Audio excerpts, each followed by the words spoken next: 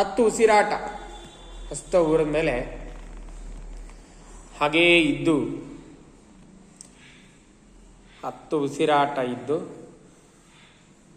ಭಾಳ ಮುಖ್ಯವಾಗಿ ನಿಧಾನವಾಗಿ ಕೈ ಒಳ ದೂಡಬೇಕು. ಕೈ ಒಳ ದೂಡಿದ ಮೇಲೆ ಇದು ಸ್ವಲ್ಪ ಚಾಲೆಂಜ್ ಆಗಿರುತ್ತೆ.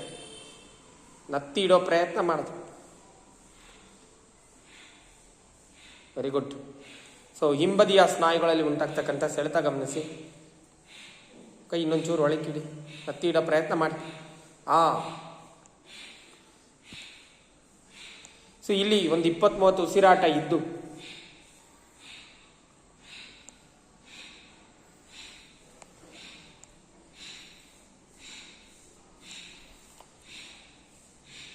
ನಿಧಾನವಾಗಿ ಮೇಲೆ ಬಂದಾಗ ಕೂಡ 10 ಉಸಿರಾಟ. ಇವನ್ ಶೀರ್ಷಾಸನದಷ್ಟೇ ಲಾಭ ಪ್ರಯೋಜನ ಈ ಆಸನ ಒಳಗೊಂಡಿದೆ ಅನ್ನೋದು ಉಲ್ಲೇಖ ಇದೆ. ಯಾರಿಗೆ ಶೀರ್ಷಾಸನ ಮಾಡಲಿಕ್ಕೆ ಕಷ್ಟ ಸಾಧ್ಯವಾದರೆ ಈ ಆಸನ ಮಾಡಿ ಕೂಡ ಅಷ್ಟೇ ಮಹತ್ವವಾದ ಲಾಭ ಪ್ರಯೋಜನ ಪಡ್ಕೋಬೋದು.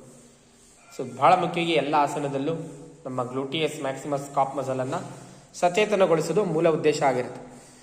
ಸೊ ಇವನ್ ಎಂಟೈರ್ ಕಾಲುಗಳು ಅಂತಲೇ ಹೇಳ್ಬೇಕು. ಎಂಟೈರ್ ಕಾಲುಗಳಲ್ಲಿ